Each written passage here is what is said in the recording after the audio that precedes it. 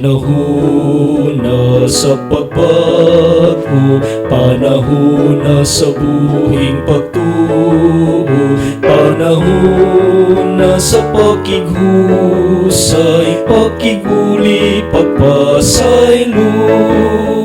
Paminaw na to karon ang tawag sa panahon, o kablihan ta ang atong mga mata, ang matarong buhaton ta.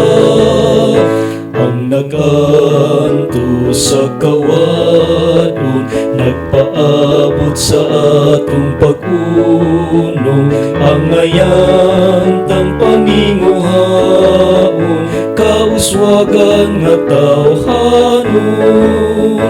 Paminaw na to karon ang tawag sa panahon, o kablihan ta ang atong mga mata, ang matarong